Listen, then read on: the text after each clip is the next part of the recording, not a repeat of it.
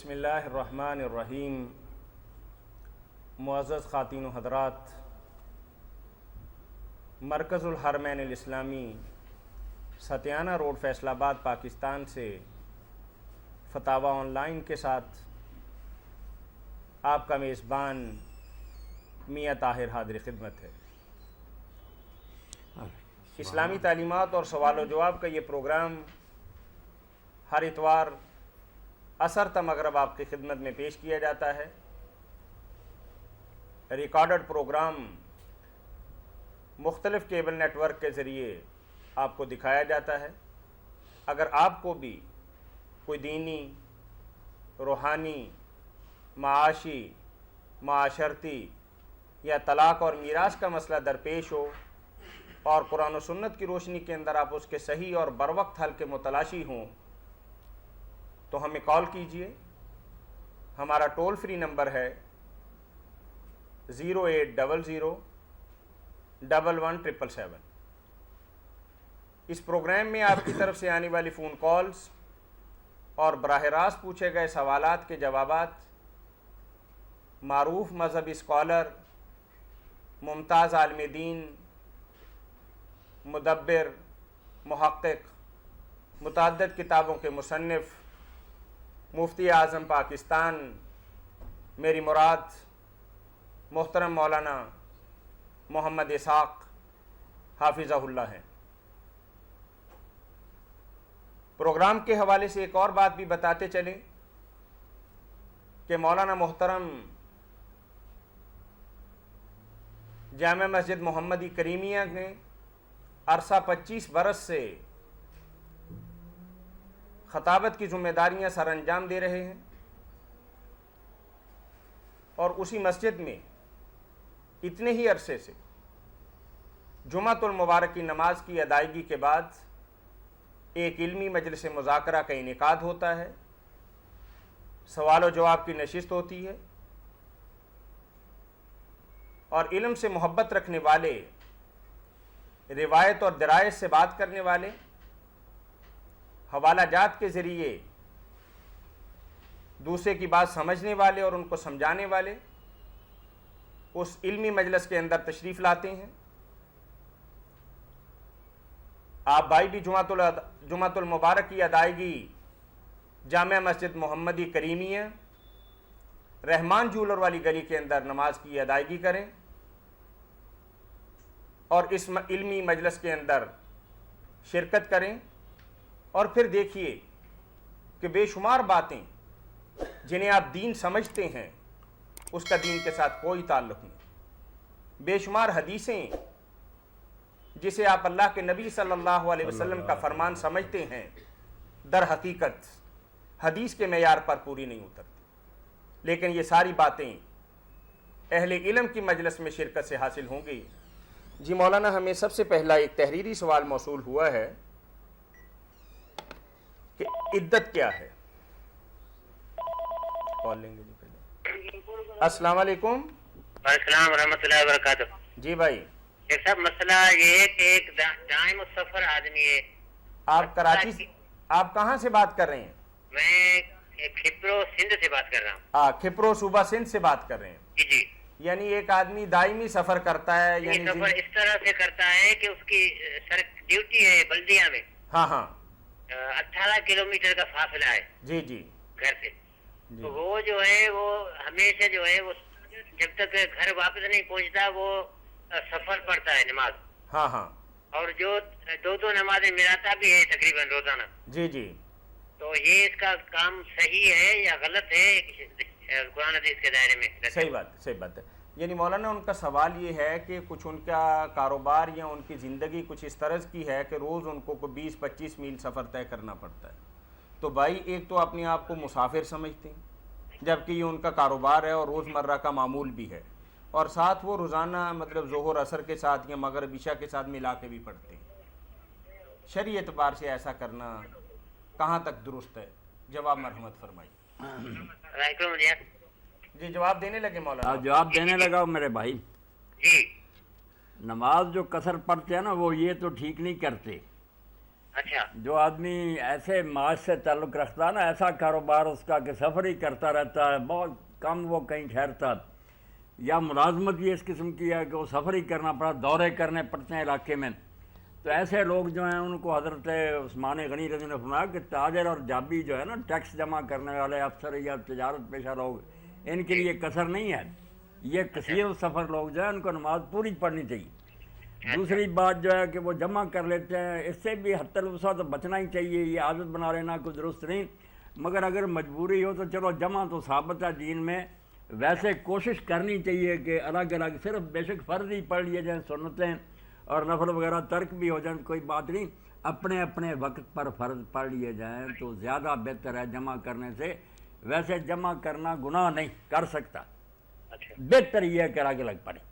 جی اچھا، اور دوسرا یہ اپنا ہمارے یہاں یہ اپنا یہ ٹیلر کام کرنا چاہتا ہے، ٹیلر کی کمپنی ہے، ٹیلر کی یہ کمپنی ہے نا اپنا موبائل کی، ہاں ہاں، یہ ابھی کھمبا اپنا لگا رہے ہیں اور وہاں پر جو ہے تو ان کے ساتھ تعاون یہ کہتے ہیں ناروے کا ہے، اور ان کے ساتھ تعاون جو ہے وہ صحیح نہیں ہے، اور حکومت کی طرف سے ایک وضاحتی بیان آیا تھا کہ یہ کمپنی بھلے ناروے کی ہو لیکن یہ حصص جو ہے پاکستانیوں کے ہوتے ہیں اس میں۔ اچھا ٹھیک ہے، ہاں وہ ایک سیل کمپنی ہے، موبائل کمپنی ٹیلی نار، اور جو کمپنی جو ہے اس کا بنیادی دفتر جو ہے وہ ناروے میں ہے، اور ناروے ان ممالک میں سے ہے جنہوں نے نبی کریم صلی اللہ علیہ وسلم کی ذات اطہر کے خاکے چھاپے تھے۔ اس حوالے سے بھائی پوچھ رہے ہیں کہ ہم سے کچھ جگہ انہوں نے لی ہے کہ اپنا ٹاور وغیرہ لگا سکیں، تو کیا ہم اس حوالے سے جو تعاون کریں گے تو پکڑ والے ضمن کے اندر تو نہیں آئے گا؟ نہیں، کوئی پکڑ نہیں ہوگی انشاءاللہ۔ آپ ان کو اگر دیتے ہیں قیمتاً یا کرایہ لیتے ہیں اس کا، تو یہ کاروبار تو درست ہے، چھاپے ہیں انہوں نے، خاکے تو بھگتے رہیں گے، اور آیا بھی اخبارات میں کہ وہ جل کر مر گیا، کمرے کو آگ لگ گئی تھی، وہ چھاپنے والا جل گیا، تو اللہ خود ہی ان کو پکڑے گا۔ میرے بھائی بات کو اتنا لمبا نہیں کرنا چاہیے، آپ کاروبار کریں، زمین اگر کوئی آپ سے لیتا ہے تو دیں اس کو۔ اچھا، تو اس کی سم خریدنا اور استعمال کرنا مطلب جب آپ کو مولانا نے نہیں، بتا سب دیا ٹھیک کہ ہے، اپنی جگہ کرائے پہ دے سکتے ہیں، دے سکتے، تو پھر اگلی بات یہ ہے کہ جب آپ 15-20 ہزار روپے ان سے کرایہ لے سکتے ہیں تو 100 روپے کی سم لینے میں کیا حرج ہے؟ کوئی حرج نہیں۔ اچھا اچھا چلیں، بہت شکریہ جی آپ کے کال پر۔ جزاک اللہ، مہربانی۔ اچھا اچھا جی مولانا، عدت کے متعلق ایک ہمیں سوال موصول ہوا ہے، ہمارے بھائی ہیں مانا والا سے حاجی عبدالرشید بن محمد اسماعیل، آپ کو سلام بھی کہہ رہے تھے، تو ان کا ایک سوال السلام ورحمۃ اللہ وبرکاتہ۔ جی السلام علیکم۔ وعلیکم السلام۔ جی میں نے یہ پوچھنا تھا، اگر بہن اور بہنوئی عمرہ کرنے جائیں تو ساتھ دوسری بہن اکیلی جا سکتی ہے بغیر اپنے میاں کے؟ مولانا تو یہی جواب دیتے ہیں کہ ایسا کرنا شرعی اعتبار سے درست نہیں ہے، ناجائز ہے میری بہن، اچھا، نہیں جا سکتے؟ نہیں جانا چاہیے۔ ٹھیک ہے، اچھا جی، السلام علیکم۔ وعلیکم السلام۔ عدت کیا ہے؟ عدت کیا ہے، پہلے ان کا سوال ہاں، عدت کی پہلے بات کریں نا۔ جی عدت کیا ہے؟ عدت اس عرصہ کا نام ہے جس میں کوئی عورت نکاح نہیں کر سکتی، جب تک وہ وقت گزر نہ جائے اس وقت تک اس کو نکاح کرنے کی اجازت نہیں ملتی۔ یہ مختلف عورتوں کے لیے مختلف ہے۔ جی السلام علیکم۔ وعلیکم السلام ورحمۃ اللہ۔ جی بھائی۔ مفتی صاحب تشریف رکھتے ہیں؟ جی الحمدللہ۔ یہ سوال ہے جی میرا۔ پوچھیے بھائی پوچھیے۔ یہ کرنسی بنانے کے بارے میں قرآن و حدیث میں کیا احکامات موجود ہیں؟ اس کا کرنسی؟ دوسرا پارٹ یہ ہے، نہیں، کرنسی یہ جو روپیہ پیسہ نوٹ چل رہے ہیں جو بھی کرنسی ہوتی ہے، ہیں، جی جی، اس کے بنانے کے بارے میں قرآن و حدیث میں کیا احکامات موجود ہیں؟ اس کا دوسرا پارٹ یہ ہے کیا وَشَرَوْهُ بِثَمَنٍ بَخْسٍ دَرَاهِمَ مَعْدُودَةٍ، وہ تو قرآن خود بتاتا ہے چند ٹکوں کے عوض حضرت یوسف علیہ السلام کا سودا ہو گیا۔ کوئی سوال آپ ذرا واضح کریں نا، یہ دراہم اور درانیر جو ہیں یہ تو پہلے سے چلے آتے ہیں نا، نبی علیہ السلام کے زمانے میں بھی تھے، درہم تھے، دینار تھے، پہلے مسلمانوں کا اپنا سکہ کوئی نہیں تھا، رومیوں کا یا ایرانیوں کا استعمال کر لیتے تھے۔ حضرت میرا سوال سن لیں گے تو پھر کلیئر ہاں، میں یہی کہتا ہوں آپ واضح کریں گے تو بات سمجھ میں آئے جی گی۔ جی۔ دوسرا بات یہ ہے کہ کیا نبوی دور میں یا خلفاء راشدین کے دور میں کوئی کرنسی جاری کی گئی؟ نہیں، آپ کے دور میں مسلمانوں کی اپنی کوئی کرنسی نہیں، کوئی کرنسی نہیں۔ دوسری قوموں کی دوسرا پارٹ یہ ہے جی کہ کیا ان ادوار میں جو کرنسی چل رہی تھی وہ سرکاری تحویل میں لی گئی یا نہیں لی گئی؟ اس دور میں جو کرنسی چل رہی تھی چل رہی تھی، جی، وہ سرکاری تحویل میں لی گئی یا نہیں لی گئی؟ یعنی سرکاری تحویل میں لینے کے بارے میں تھوڑی سی ذرا آپ ایکسپلین کریں گے نا مزید؟ جی جی، جس طرح آج کل جو ہے وہ کرنسی پہ مکمل کنٹرول جو ہے وہ حکومت کا ہے، اور حکومت ہی وہ جاری کرتی ہے، اور حقیقی کرنسی کی بجائے وہ کاغذ کی کرنسی چلا رہی ہے۔ میں تھوڑا سا آپ کی بات سمجھ گیا ہوں، اگر شاید میری بات واضح ہو جائے تو بتائیے گا۔ جی جی، کیونکہ آج کا جو دور ہے نا یہ پیپر کا دور ہے۔ آپ کے پاس جو حضرت میں وہ زیادہ نہیں، ہم قرآن و حدیث سے باہر نہیں جائیں گے۔ آپ بات تو سن لیں گے نا؟ جی بات سنوں گے۔ ہم جو بات بتائیں گے قرآن و حدیث سے باہر نہیں بتائیں گے جی، لیکن آپ بھی قرآن و حدیث کی روشنی میں بات سنیں۔ جی جی، پہلا زمانہ ایسا ہوتا تھا کہ جس کے اندر سکے جو ہوتے تھے نا جی جی، وہ قیمتی معدنیات کے بنے ہوتے تھے۔ جی بالکل ٹھیک، جس بندے کے ہاتھ کرنسی تھی، بالکل بجا فرمایا۔ بندے کے ہاتھ میں پیسہ ہے نا جی جی، اس کے پاس اتنی مالیت کا سونا یا چاندی یا جو بھی اس زمانے کی دات تھی وہ تھی۔ جی جی، لیکن آج کا جو دور ہے نا جی جی، وہ دات تو ہمارے پاس نہیں ہے، لیکن ہمارے دات کے مقابلے کے اندر جو کاغذ ہے اس کے مقابلے میں رقم ہماری اسٹیٹ بینک آف پاکستان میں پڑی ہے۔ حضرت ایک بات سنیں، جی وہ جو کرنسی تھی وہ حقیقی تھی اور اس کی حقیقی ویلیو تھی اپنی۔ جی بالکل۔ اب کاغذ جو ہے نا اس کی حقیقت جو ہے نا ان کے برابر نہیں، نہ ایک جو 1000 کا نوٹ ہے اس کو جو پیپر لگا ہوا ہے وہ 1000 کی ویلیو کے برابر نہیں ہے، اس کی قیمت، اس کی جو اپنی حقیقی قیمت ہے۔ جی اس وقت کی بات آپ نے پوچھی ہے نا کہ یہ بالکل آپ نے بجا فرمایا کہ یہ حکومت نے اس کو اتھارٹی لیٹر کے طور پہ جاری کیا ہے۔ جی بالکل۔ لیکن حقیقت میں یہ ہے کہ اس کے پیچھے کوئی مال موجود نہیں ہے حکومت کے پاس۔ آپ یہ دیکھیں کہ آج سے کچھ برس پہلے یہ کرنسی کا کاروبار کچھ اس نوعیت کا نہیں تھا، جس کے پاس پڑی ہے اس سے وہ کاروبار کر رہا ہے۔ آج کے دور کے اندر حکومتیں کہتی ہیں کہ ہم آپ کی سرپرستی کرتے ہیں، آپ کے سرمایہ کو سنبھال کے رکھتے ہیں، آپ کو جو مطلب دے رہے ہیں نا آپ کو پیپر، جی جی، اس کی ویلیو ہمارے پاس ہے۔ اب تو حکومتوں کا کنٹرول آ گیا۔ آج کیسے آ گیا؟ جب اللہ رسول نے نہیں کنٹرول دیا، انہوں نے نہیں لیا اس کا کرنسی کا کنٹرول، اور ہم اب یہ افراط زر جیسی بیماریاں اور لوگوں کو حکومت بیوقوف بنا رہی ہے، کاغذ پہ ٹھپا لگا کے وہ اس کو اتھارٹی لیٹر بنا دیا ہے۔ یہ کیسے ہو سکتا ہے؟ ہم اللہ رسول کی بات کرتے ہیں، انہوں نے کیسے کیا حکم دیا ہے؟ اصل میں بات جب ان کے دور میں کرنسی چل رہی تھی تو انہوں نے سرکاری تحویل میں نہیں لی، انہوں نے پرائیویٹ رہنے دیا۔ نہیں، آپ میرے بھائی اصل میں یہ بات جو کر رہے ہیں نا، جو چیزیں انتظام سے تعلق رکھتی ہیں نا، یہ قرآن و حدیث نے ان کو جکڑ نہیں دیا کہ قیامت تک ایسا ہی رہے، ورنہ یہ جتنے محکمے آج نئے شروع ہوئیں گے کہاں سے حضور کے دور میں؟ ایسی باتوں میں قرآن و سنت کا مطالبہ نہیں کرنا چاہیے۔ قرآن و سنت نے اصولی باتیں کہہ دی ہیں، یہ زمانے کے حالات اصول ہی ہم دیکھنا چاہتے ہیں، وہ کیا دیے ہیں قرآن و حدیث میں؟ نہیں، یہ سارا جو ویزے اور پاسپورٹ دوسرے، یہ ضرورت ہے وقت کی، اور یہ ملک کا انتظام کا میں آپ کو چھٹی مل جائے سارے لوگوں کو سکے ڈالنے کی تو کیا بنے گا؟ افراط زر تو پھر ہوگی۔ اب تو پھر بھی حکومت ایک حوالہ دیتی ہے، وہ لکھ کر دیتی ہے کہ اگر آپ آئیں گے تو اتنی رقم آپ کو دی جائے گی۔ اگر لوگ ہی بنانا شروع کر دیں، نہیں یہ کوئی بات نہیں، ان معاملات میں مال موجود نہیں ہے حکومت کے پاس۔ نہیں، کوئی موجود ہو یا نہ ضمانت ہے نا، ورنہ اس نوٹ کو کیوں لیتے ہیں لوگ؟ ادھر پھول کے بنے ہوئے نوٹ ہیں، وہ نہیں، ایک آنے کا نہیں چلتا، یہ ہم لے لیتے ہیں 1000 کا 10,000 کا۔ پیچھے پتہ ہے کہ حکومت نے وعدہ کیا ہے کہ لوگ لے کر آئیں گے، اس لیے یہ کاغذ نہیں آپ اس کو سمجھ سکتے، یہ باقاعدہ رقم کی رسید انہوں نے لکھ کر دی ہوئی ہے۔ تو ایسے معاملات میں دائرہ اباحت کا ہے کہ وہ حاکم وقت جیسے مناسب سمجھے کر سکتے، باقی بدماشیاں جو حکومتیں کرتی وہ تو میرے بھائی الگ رونا ہے نا۔ باقی ایسے معاملات میں آپ جکڑ نہیں سکتے کہ حکومت یہ نہ کرے وہ نہ کرے، ٹریفک کے قوانین بنانے پڑتے، اب کہاں سے ہم قرآن و حدیث سے نکالیں گے کہ دائیں ہاتھ چلنا کہ بائیں ہاتھ چلنا؟ تو ایسی نہیں، کوئی نہیں، یہ بھی آپ کی اپنی مرضی ہے، یہ کوئی ایسی بات نہیں کہ بائیں ہاتھ بھی اگر ایک تو چیز ہے نا وہ اب نئی پیدا ہو گئی ہے، حالات بدل گئے ہیں۔ کرنسی اس وقت موجود تھی، نبوی دور میں موجود تھی، راشدین کے دور میں موجود تھی، یہ بھی دیکھنا چاہیے آپ کو تحویل میں کیوں نہیں لیا؟ اگر یہی بات ہوتی تو رسول اللہ کافروں کی کرنسی کیوں استعمال کرتے؟ اپنی بناتے۔ قرآن و حدیث کو اس سے کوئی تعلق نہیں کہ کیا کرنسی چل رہی ہے، رومیوں کی چل رہی تھی۔ اب ہم جو ہے نا وہ اب یہ مرکز بن گیا ہے کرنسی جو ہے، اب جیسے آپ نے فرمایا کہ ہر چیز اس کے گرد گھوم رہی ہے، اور کیا بات ہے کہ اللہ نے کوئی یہ معلوم نہیں تھا کہ یہ قیامت کے نزدیک کس طرح بڑھے گی، اس کے بارے میں کوئی احکامات نہیں۔ جو میرے بھائی سوچنے کی بات ہے کہ اللہ کو معلوم تھا، اسی لیے دخل نہیں نہ دیا کہ کیوں میں اس میں دخل دوں، یہ وقت کے ساتھ ساتھ لوگ جو مناسب سمجھنے کریں گے، اسی لیے آپ کوئی جیسے ہم نہیں کے سامنے کرنسی چل رہی تھی، نہیں، یہ بارے میں کوئی احکامات نہیں آئے، اس کے بارے میں اس کو سرکاری تحویل میں نہیں لیا گیا. سرکاری تحویل میں تو لیا گیا، جیسے اس وقت مقرر تھا کہ درم اتنا ہونا چاہیے، بالکل وزن مقرر تھا، یہ نہیں کہ جس طرح جی چاہے کو بنا لے. وہ سر حقیقی کرنسی جو ہوتی ہے نا، اس کے قاعدہ قانون یہ چلتا ہے، یہ تو حالات تو میں اس کی مجبور قیمت نہیں مقرر کی جاتی. یہ آپ کو پتا ہے کہ جنگ عظیم میں جب ضرورت پڑی کیا کرتے، سونا چاندی کہاں تھا اتنا. نہیں سر، ہم محدود رہیں گے قرآن و حدیث تک اور نبوی دور نہیں، پر اور قرآن و راشدین دور تک، وہاں سے رہنمائی ملے گی. اب تو بعد میں گمراہی ہے. توبہ توبہ، اس کو گمراہی کوئی نہیں کہہ سکتے. آپ کے ہاتھ میں اگر اسلامی حکومت ہے، آپ کو کئی نئے ایسے انتظامی معاملے کرنے پڑیں گے.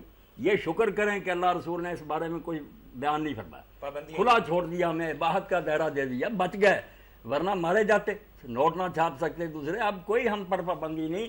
آپ اس کو خام خواہ تنگ نہ کریں، اللہ نے رحمت وسیع کی ہے، اس کو مضیق نہ کریں. میری یہ عرض ہے تھوڑا بات واضح ہے، اس پہ تھوڑا سا غور اور فرما لیں، میں دوبارہ رابطہ کروں. پھر انشاءاللہ بات کریں گے. اب اور لوگوں کو موقع دیں. اللہ خوش رکھے. جی، عدت کیا ہے؟ ایک مخصوص پیریڈ وقت ہے جس میں کوئی عورت نکاح نہیں کر سکتی، وہ گزرے گا وقت تو نکاح کرے گی. اب یہ مختلف عورتوں کے لیے مختلف ہے.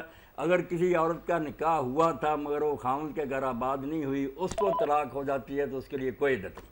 جی، عدت کی شرعی حیثیت میں بتاتا ہوں. ابھی تو یہی جان ہونا کہ کون کون سی عدت ہیں، آپ جلدی کرتے ہیں. جی السلام علیکم. ایک قسم کی عورتیں تو وہ جن کے لیے کوئی عدت نہیں، گھر میں آباد نہیں ہوئی ہیں. جی السلام علیکم. جی السلام علیکم. درمیان میں دوسری یہ کہ نکاح ہوا اور خاوند کے گھر آباد ہوئی مگر اس نے خلا لیا، عدالت سے طلاق حاصل کی یا خاوند کو کچھ معاوضہ دے کر لی، اس میں بھی صحیح سنت کے مطابق صرف ایک ہے. جی ٹھیک. فقیر تو اسی کو السلام کہتے ہیں. علیکم.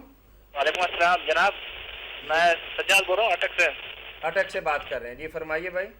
جناب میں ایک دن عالم سے بات ہوئی تو وہ کہہ رہا تھا کہ آپ کے پاس سینے پر ہاتھ ڈالنے پر کوئی صحیح حدیث نہیں ہے. تو میں نے کہا میرے پاس صحیح حدیث ہے. تو میرے پاس تو آپ کے پاس تو نہیں تھی. میں نے کہا پوچھ لیتا ہوں آپ سے، کوئی صحیح حدیث ہے تو بتا دیجیے. کیا پوچھ رہے ہیں آپ؟ ہیلو. ہاں جی، آپ کیا پوچھ رہے ہیں ہم سے؟ میں پوچھ رہا ہوں سینے پر ہاتھ باندھنے کے بارے میں کوئی صحیح حدیث بتا دیجیے گا. سینے پر ہاتھ باندھنے کی صحیح حدیث کے متعلق آپ پوچھ رہے ہیں نا؟ جی جی جی. ہاں جی بالکل. سینے پر ہاتھ باندھنے کی کوئی ایسی روایت جو بالکل ہر خلل سے پاک ہو وہ تو نہیں ہے، مگر چونکہ ابن خزیمہ نے جو روایت لکھی ہے اس میں معمولی ضعف ہے. محمد بن اسماعیل جو ہے نا، تھوڑا سا اس کا حافظہ کمزور کہا جاتا ہے، ورنہ وہ سچا ٹھیک ہے. اور دوسری طرف طاؤس کی بھی مرسل روایت موجود ہے صحیح سند سے. اور طاؤس کی مرسل روایت جو ہے نا وہ بھی بالکل صحیح ہے، صرف تابعی سے ہی مروی ہے نا، مرسل ہے.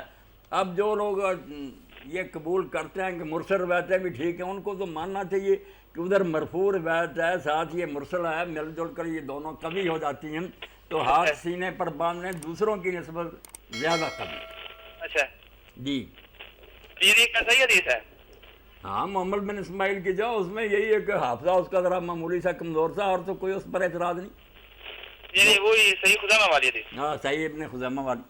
اچھا، اور کوئی حدیث نہیں ہے؟ یہ طاؤس والی بھی ٹھیک ہے، طاؤس والی بھی جڑی مرسل روایت بالکل اس کے سارے راوی سے کہا، یعنی مرسل حدیث ہے طاؤس والی. ہاں بالکل ٹھیک ہے. چلیے بہت شکریہ بھائی آپ کے کال کر. اللہ حافظ. اللہ اکبر. دوسری عورتیں ہوگی کھلا دینے والی، ایک ہے صرف، ایک ہے، دیکھے بعد میں نکاح کر.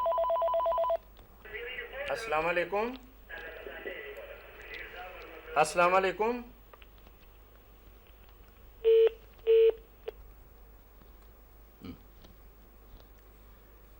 تیسری قسم کی وہ عورتیں ہیں کہ گھر میں آباد ہوئیں، ان کو خاوند نے طلاق دی.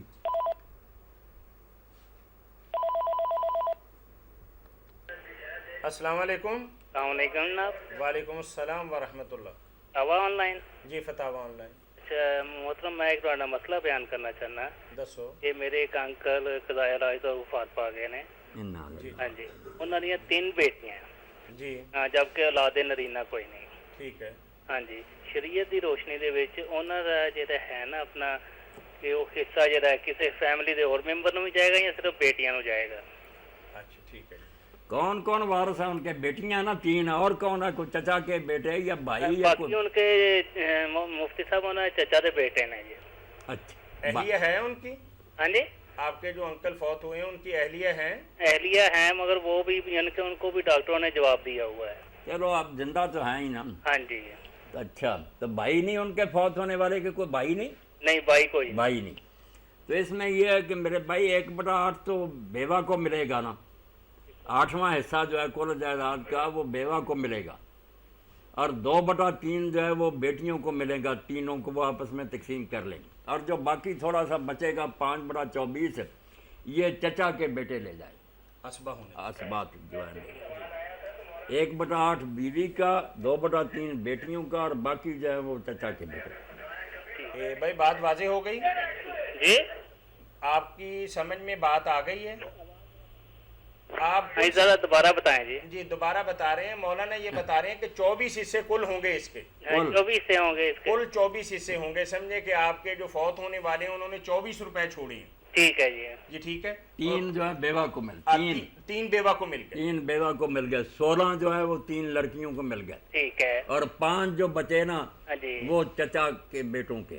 ठीक है ना, ये बहुत 24 मेहरबानी। ये 24 पूरे हो गए। 24 पूरे, ठीक है जी। यानी जी। 3, 16 और 5। ठीक है। ये ठीक है। अस्सलाम वालेकुम। वालेकुम सलाम वरहमतुल्लाह। घर में आबाद होने के बाद जिन औरतों को तलाक हुई उनकी इद्दत 2 तरह की। एक है कि तलाक हमल के ज़माना में हुई तो उनकी इद्दत तो बच्चा पैदा होने तक, अभी बच्चा पैदा हो गया तलाक के बाद ख़त्म, देर के बाद हुआ फिर हामिला औरत की इद्दत वज़े हमल, और अगर वो नई उम्मीद से तो 3 हैज़ अगर आता है। अस्सलाम वालेकुम जी। अस्सलाम वालेकुम। हैज़ नहीं आता तो फिर 3 महीने, हैज़ अगर आता तो फिर ये नहीं देखा जाए 3 महीने 90 दिन, नहीं, 3 हैज़, जल्दी भी आ सकते हैं देर से भी आ सकते हैं। 3 हैज़ जब आ जाएंगे फिर तलाक मौसर होगी, और अगर हैज़ बंद है, बूढ़ी हो चुकी हैं या आया ही नहीं, तो फिर 3 महीने। और जिसका खामद फौत होगा उसकी इद्दत जो अगर बच्चा पैदा होने वाला तो बच्चा पैदा होने तक, वरना 4 महीने और 10 दिन। ये इद्दतें मैंने सारी औरतों की बता दी। ये वो अरसे हैं जिनमें वो निकाह नहीं कर सकती, ये गुजरेगा तो निकाह करेंगे। बेवा की भी इद्दत वज़े हमल भी है और 4 महीने 10 दिन भी है। थोड़ा सा जरा वाज़ेह करें। हाँ, 4 महीने 10 दिन भी है और वज़े हमल भी है। ये है जमहूर का मज़हब, मगर ये इमामी हज़रात जो हैं इनका मज़हब है हज़रत अली और इब्न अब्बास का, जो हमारी किताबों में भी है। इनमें से जो लंबा अरसा होगा ना, 4 महीने 10 दिन में से तो कम अज़ कम है। हाँ, अगर वज़े हमल पहले हो जाए तो 4 महीने 10 दिन पूरा करेंगे, और अगर 4 महीने 10 दिन पहले ख़त्म हो गए, अभी हमल नहीं वज़ा हुआ, तो फिर वज़े हमल तक। अब अब्दुल्ला जलान कि इन दोनों मुद्दतों में से जो लंबी होगी ना, यानी 4 महीने 10 दिन तो पूरे करने ही करने, अगर मुद्दत बढ़ रही है तो फिर बढ़ा लेंगे। इन दोनों मुद्दतों में से वज़े हमल में से और 4 माह 10 दिन में से जो बाद में ख़त्म होगी उसको लिया जाए। अस्सलाम वालेकुम जी, ये तो होगी इद्दत क्या है। अस्सलाम वालेकुम। वालेकुम सलाम जी। जी भाई। जी भाईजान, मेरा मौलाना साहब से सवाल है कि मेरे कज़न है एक, जी जी उन्होंने अपनी वाइफ को ना वो डिवोर्स दे दी हुई है। जी जी। तो इसके बारे में उन्होंने एक पेपर पे भी है ना, एक ही पेपर पे उन्होंने लिखा था ये 3 तलाकें वगैरह। जी जी। तो उसका पता करना था कि वो हो गई हैं या उसके वो बाद मेरे भाई जरा बताएं ना कि कितना अरसा हुआ उसको। ये गालबन उन्होंने 30 जनवरी को ये लिखा था उस स्टाम्प पेपर। 6 महीने हो गए। 6 महीने हो गए। 6 महीने हो गए गाल, और 4 दिन हुए हैं जो उन्होंने अपना वो जो पेपर है ना अपनी वाइफ को दिया है। चलो, तलाक तो पहले दी दी थी ना। हाँ जी। तो बीवी इन दोनों में को उम्मीद से थी या नहीं? नहीं, उम्मीद से नहीं है। नहीं, उम्मीद से नहीं। तो अब बात ये है मेरे भाई के वो 3 तलाकें जो दी ना उन्होंने एक ही वक्त, जी जी, वो हुई 1 तलाक। अच्छा। एक, बेशक 3 लिखी हैं 10 लिखी, कोई नहीं, वो 1 है। अच्छा। मगर चूंकि अरसा ज्यादा हो गया, अगर 3 हैज के अंदर अंदर वो रजू कर लेते, वापस ले लेते, जी जी, तो किस्सा खत्म हो जाता। मगर चूंकि उन्होंने वो अरसा दिया गुजार, अब 1 तलाक से ही वो पिछला निकाह तो खत्म हो चुका है। जी जी। अब वो औरत आज़ाद है, बिल्कुल अलग हैं ये दोनों। مگر ان کے لیے یہ راستہ اب کھلا کہ اگر یہ دونوں راضی ہو جائے. پہلے تو ہے 3 تو تھے، ان میں تو مرد کو اختیار تھا نا، عورت مانتی یا نہ مانتی. اب وہ تو بات نہیں رہی. اب وہ عورت بھی راضی ہے، اس کے وارث، اور یعنی نئے نکاح کی طرح کی ایک چیز ہے. یہ دونوں راضی ہو جائیں تو دوبارہ 2 آدمیوں کے سامنے ان کا ایجاب و قبول نیا مہر مقرر کر کے کر دیا جائے. اتنا ہی کام ہے، کوئی حلالہ نہیں، کوئی کفارہ نہیں. نکاح نیا اب کرنا پڑے گا اگر یہ صلح کرنا چاہتے ہیں. اگر صلح دوبارہ کرنا چاہیں تو کرنا چاہتے تو 2 آدمیوں کو بٹھائیں، ایجاب قبول کرا دیں. ٹھیک ہے. اور مولانا صاحب میرا دوسرا ہے، ایک میرے دوست کی سسٹر ہیں جی، انہوں نے لی تھی خلا بھی، یہ بھی جنوری دسمبر اور جنوری کی بات ہے جی. اور اس کے کیسز وغیرہ چل رہے تھے کورٹ میں. یہ انہوں نے کورٹ میں لیے نا، خلا کا کیس کیا تھا. اچھا. اور ان کے بیوی کے حق میں ہو گیا تھا. اس کے بعد ان کا تو تھوڑا سا جہیز کا مسئلہ، وہ جہیز وغیرہ لڑکے والے نہیں دے رہے تھے. انہوں نے پھر لڑکی کے والدین پہ بڑا پریشر پڑا ہے. پھر اس کے بعد وہ اپریل کو غالباً نا اس کو لڑکی کو ادھر چھوڑ آئے ہیں اور اپنا جہیز وغیرہ ادھر لے آئے ہیں واپس. لڑکی کو کہاں چھوڑ آئے ہیں؟ اس کے سسرال. جہیز کے بدلے ہے نا لڑکی کو سسرال چھوڑ آئے ہیں. یہ کیا ہوا کہ جہیز اس کا لے آئے ہیں، بچی کو چھوڑ آئے ہیں؟ جی جی. بچی کا وہاں پھر کیا کام جب جہیز ہی لے آئے؟ جی. اور خلا ان کی فیملی کورٹ سے ہوئی ہے. نہیں، جہاں سے بھی ہوئی طلاق تو ہو گئی نا. فیملی کورٹ سے بھی اگر ہوتی ہے تو طلاق ہی ہوئی نا. جی جی. مطلب تو یہ ہے کہ اب جب انہوں نے جہیز ہی لیا، جب ان کی بچی وہاں ہے تو جہیز یہ کیوں لے آئے؟ اس کے پاس ہی رہنے دینا تھا، بچیوں کو جہیز دیتے. اب بتائیں نا کہ کیا عجیب صورت ہے. جہیز کا سامان واپس بھجوا دیا بچی کے ساتھ یا کیا کیا؟ بچی کو یہ اپریل میں نا خلا لیے انہوں نے. ٹھیک ہے. لڑکی نے خلا لے لی اپنے شوہر سے، کورٹ میں سے لے لی ہے. پھر اس کے بعد انہوں نے پریشرائز کیا ان کو، لڑکی والوں کو، لڑکے والوں نے. ان کے کیسز وغیرہ چل رہے تھے. اس کے بچے کا خرچے کا کیس چل رہا تھا، اس کے جہیز کا کیس چل رہا تھا. یہ پہلے تو نہیں مان رہے تھے لڑکی کے گھر والے. لڑکی بھی نہیں راضی، ابھی تک نہیں راضی. وہ ادھر گئی ہوئی ہے، وہ تو راضی ہے ہی نہیں ہے نا. ایک تو خلا کا ہو گیا کہ اس کا یہ کیس فائنل ہو چکا ہوا ہے. اور اس کے بعد یہ اپریل کو غالباً 10 اپریل کو لڑکی کو ادھر لے کے چھوڑ کے بغیر بتائے اس کے ماں باپ چھوڑ آئے ہیں سسرال میں. ہاں جی، سسرال میں. اور جب وہ ادھر اپنے سسرال میں پہنچی ہے اور اس کے جہیز کا جو سامان تھا وہ ٹرکوں میں لوڈ ہو رہا تھا، اور وہ سامان واپس اس طرح لے کے آئے. اور اسٹامپ پیپر پہ غالباً اس طرح کا اسٹامپ پیپر بھی لکھا ہوا یہ اب آتی ہے یا چھوڑ کے آتی ہے، اپنے بچے سے بھی جائے گی. آپ یہ بات بتانا چاہ رہے ہیں کہ لڑکی کو زبردستی سسرال میں بھجوایا جبکہ سسرال والے سامان بھی بھجوانے کے لیے تیار بیٹھے تھے؟ نہیں، وہ سامان تو دے نہیں رہے تھے نا. اچھا. تو سامان کے بدلے میں وہ سامان ادھر چھوڑ واپس لے آئے لڑکی والے، اور اس کے بدلے میں لڑکی کو چھوڑ آئے ہیں. یہ پھر کیا مطلب کچھ سودا کیا ہے انہوں نے؟ پتہ نہیں. یہ آپ سے پوچھنا، یہ جو خلا کا ہے نا، میں نے ذکر کیا ابھی کہ یہ تو خلا انہوں نے لڑکی نے لی ہے نا، یہ تو لڑکی کے حق میں فیصلہ ہو گیا ہے. آپ نے 10 دفعہ لڑکی کے حق میں فیصلے کی بات کی ہے. آپ ایک بات تھوڑی سی ہمیں یہ بات بتائیں کہ جس لڑکی نے خلا لیا ہے اب وہ سسرال کے گھر میں ہے. وہ اب سسرال میں ہے. سامان کا ذکر چھوڑیں آپ، سامان کا تو کوئی میرا خیال ہے کہ اتنا معاملہ نہیں. چلو اس کے ماں باپ لیتے پھرتے ہیں سامان. دینی اعتبار سے آپ ہم سے یہ پوچھ رہے ہیں کہ اب اس لڑکی کی ازدواجی حیثیت قرآن و حدیث کی روشنی کے اندر کیا حیثیت رکھتی ہے؟ ہاں جی، یہی سوال ہے نا. آپ سامان کی بات نہ کریں نا، سامان کی بات چھوڑیں. پتہ نہیں وہ ماں باپ کیسے ہیں جو سامان لے آئے اور بچی وہاں چھوڑ آئے. ایسا بھی کبھی سنا، آج ہی سنی ہے یہ بات عجیب ہے. اچھا، خلا لے لیا. خلا لے لیا. خلا لے لیا تو نکاح تو اس کا ختم ہو چکا. اب وہ کیا کرتی ہے وہاں؟ یہ مین جو بات آپ کو بتائیے نا یہی ہے کہ اس طرح ہوا ہے، اور لڑکی اب نہیں چاہتی. اس کے گھر والے بھی نہیں مانتے، کہہ رہے ہیں کہ یہ 90 دن کا ہوتا ہے کہ کورٹ میں سے یہ فیصلہ ہوتا ہے کہ صلح صفائی ہو جاتی ہے.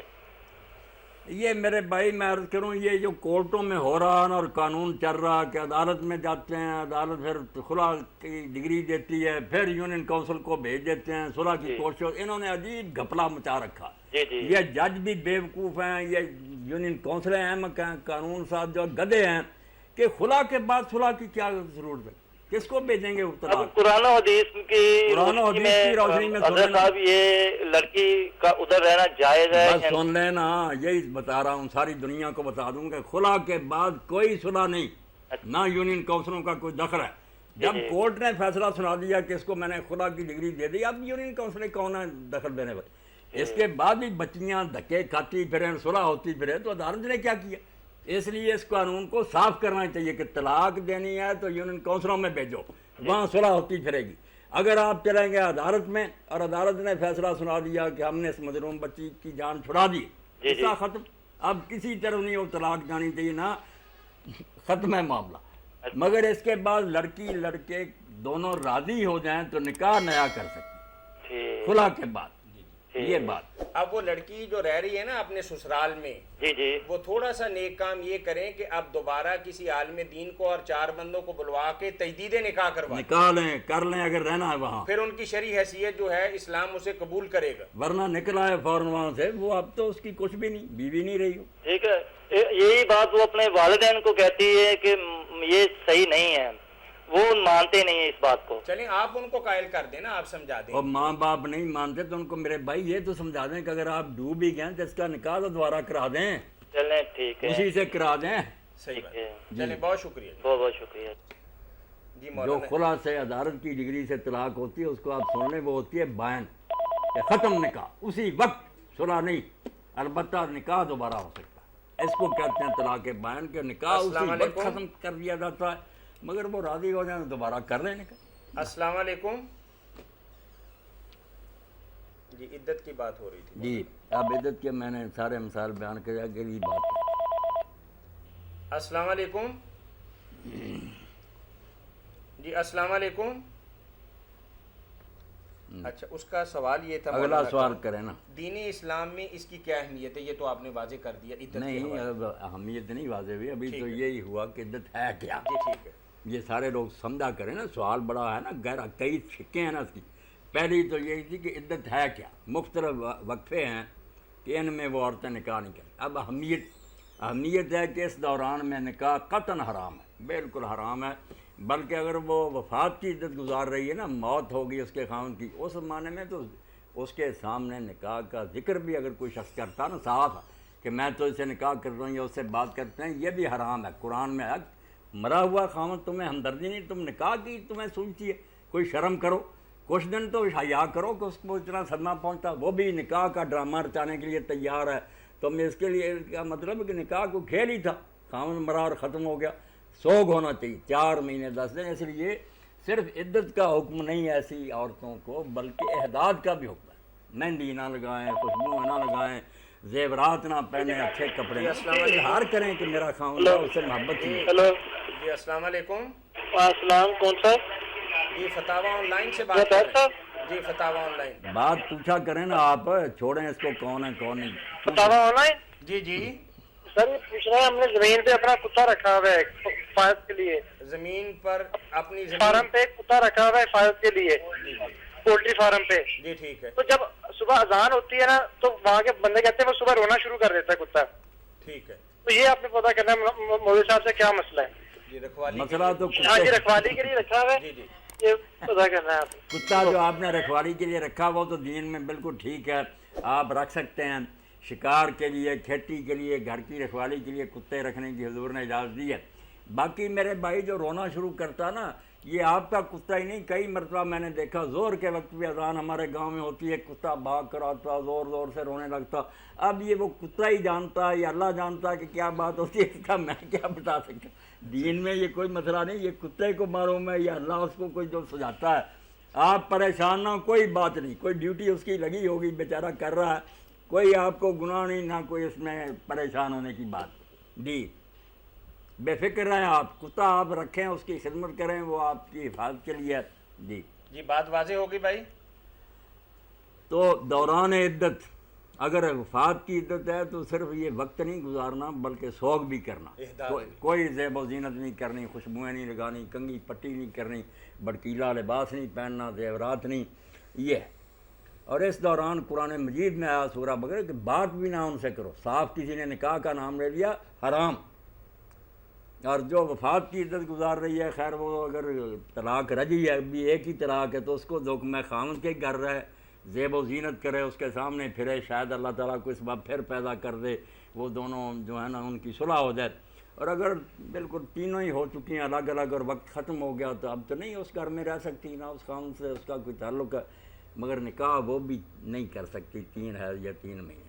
اب جو کر لے، اگلا سوال ہوگا، اگر کوئی عورت عدت کے دوران شادی کر لے تو اس شادی کی کیا شرعی حیثیت ہے، واضح فرما دیں۔ بالکل وہ نکاح کوئی نکاح نہیں، زنا کر رہے ہیں، ختم، اس کا کوئی ایسے ہی سمجھیں کہ نکاح ہوا ہی نہیں۔ عدت کے دوران نکاح جو ہے نا کالعدم، فضول۔ اب اس کے بعد کیا، یہ حضرت عمر رضی اللہ عنہ کئی لوگوں کا السلام فتویٰ۔ علیکم۔ وعلیکم السلام جی۔ جی بھائی، فتاوا on line G? G G فتاوی on line ہے میں نے بات کرنی تھی جی میاں صاحب سے۔ جی مولانا بول رہے ہیں، جی فرمائیں جی۔ السلام علیکم جی۔ وعلیکم السلام ورحمۃ اللہ۔ میں نے یہ سوال کرنا تھا جی کہ میں نے پیسے کچھ رکھے ہوئے ہیں ریٹائرمنٹ کے بعد قومی بچت میں، ہاں ہاں، تو ان کا جو منافع ہے وہ زکوٰۃ وغیرہ وہ کاٹ لیتے ہیں سال کے سال، تو وہ مجھ پر جائز ہے جی اس طرح؟ آپ یہ کریں گے اللہ تعالیٰ سے ڈرتے ہوئے کہ جو پی ایل ایس کا کھاتا ہے نا، اس میں رقم جمع کرا دیا کریں کہ بس بھائی میں مقرر نفع نہیں لوں گا، یہ نفع نقصان کا کھاتا ہے، نفع ہوگا وہ بھی لوں گا، نقصان ہو گیا قبول کروں، پھر آپ بے فکر ہو جائیں، نفع بھی دیتے رہنا تو وہ آپ کے لیے ٹھیک ہی ہے۔ مگر آپ تحریر یہ لکھ کر دیں کہ میں مقرر نفع جو ہے نا جس کو سود کہتے ہیں وہ نہیں چاہتا، نفع نقصان کے کھاتے میں میری رقم جمع کریں، اس سے جو مجھے ملے گا ٹھیک، یہ کریں آپ۔ ٹھیک ہے جی، اللہ فضل فرمائے، خیریت سے رکھے۔ وعلیکم السلام ورحمۃ۔ تو حضرت عمر رضی اللہ عنہ کا فتویٰ تھا، اسی کو ان لوگوں نے شیعہ حضرات نے قبول کر لیا کہ اس کو یہ سزا ملے گی جس نے عدت کے دوران نکاح کیا، کہ اب قیامت تک اس مرد کے ساتھ نکاح نہیں ہو سکتا، وہ ختم کر دیا جائے، ہوا ہی نہیں، اور آئندہ بھی اس کے لیے محروم ہے کہ تم نے حرام زادے نکاح کی جلدی کی۔ پوچھ رہے نا یہ درمیان السلام علیکم، بات شروع ہوتی ہے۔ جی السلام علیکم، جی السلام علیکم، جی بھائی بات جی بھی کیا نہیں پوچھیں کرتے گے آپ مولانا سے؟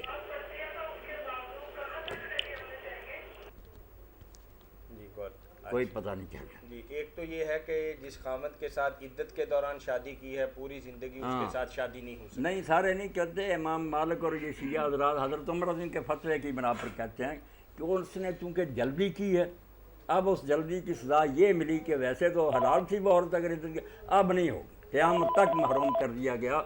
اور دوسرے لوگ کہتے ہیں کہ نہیں یہ نکاح تو حرام ہے، ختم کرو، مگر بعد میں چلو یہ دوسرا صحیح کر لیں تو ٹھیک۔ السلام علیکم سر۔ جی وعلیکم السلام ورحمۃ اللہ۔ مفتی صاحب کیا حال ہے؟ جی الحمدللہ۔